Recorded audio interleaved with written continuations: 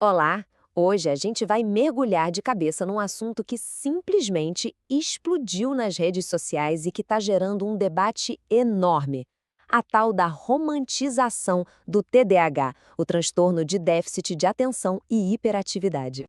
E para começar, vamos direto ao ponto com a pergunta que está na cabeça de muita gente. Porque de repente parece que todo mundo se identifica com TDAH, né? Mas o que está acontecendo de verdade? É uma epidemia de diagnósticos ou é só um reflexo dessa sociedade super estimulada em que a gente vive? Ok, vamos entender isso melhor. Para a gente ter uma ideia do cenário completo, a gente precisa olhar para onde essa conversa está rolando solto, nas redes sociais. O TDAH de fato virou um fenômeno viral. E esse número aqui é de assustar.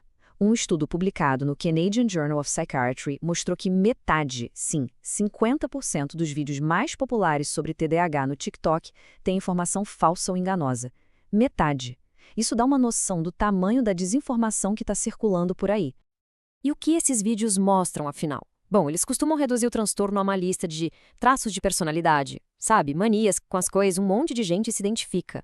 Ah, ser uma pessoa intensa, perfeccionista, se distrair em reunião, coisas que sozinhas são super comuns. O problema é quando isso vira uma onda de autoidentificação sem critério clínico nenhum.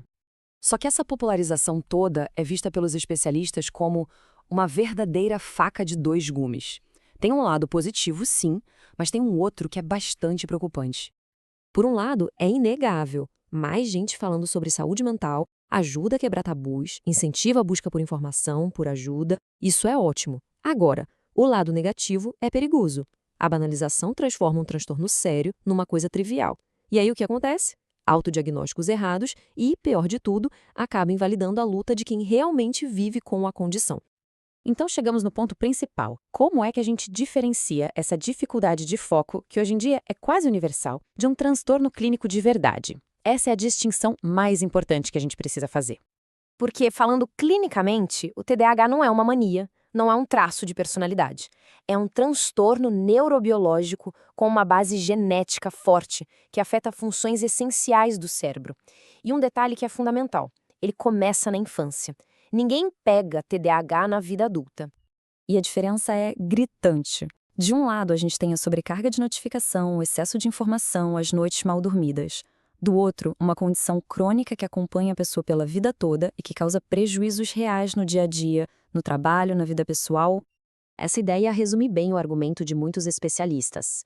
Um cérebro que é bombardeado sem parar por dopamina barata, aquela que vem dos vídeos curtos junto com maus hábitos, bom, ele vai inevitavelmente apresentar sintomas de desatenção. Mas isso não é um transtorno, é uma consequência do estilo de vida de hoje. Agora, vamos falar do impacto humano disso tudo. Porque quando um transtorno é romantizado, quem paga o preço mais alto são as pessoas que convivem com ele todos os santos dias. A visão de quem tem o diagnóstico é muito clara. Para essas pessoas, não tem nada de fofo ou engraçadinho no TDAH. É uma luta diária. É um transtorno que exige tratamento, que causa sofrimento, não é uma qualidade para ser exibida por aí.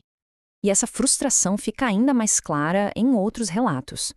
Imagina só, ver a sua realidade, que envolve medicação, dificuldades diárias, ser usada como desculpa ou como modinha por outras pessoas, é algo que invalida completamente o sofrimento. E isso nos leva a um dos maiores mitos, o tal do superpoder. Pessoas como Michael Phelps não tiveram sucesso por causa do TDAH. Elas tiveram sucesso apesar dos desafios gigantes que o transtorno trouxe. A genialidade está em superar o problema e não na condição em si. No fim das contas, os estragos são bem concretos. Essa banalização faz com que o sofrimento de verdade seja diminuído, cria uma positividade tóxica que esconde a necessidade de tratamento e, claro, pode levar até ao uso indevido de medicamentos. Com tudo isso na mesa, vamos voltar para a nossa pergunta lá do começo, mas agora com outra cabeça. Depois de passar pela viralização, pela visão dos especialistas e pelo impacto real do transtorno, qual é a conclusão? O problema é mesmo o TDAH?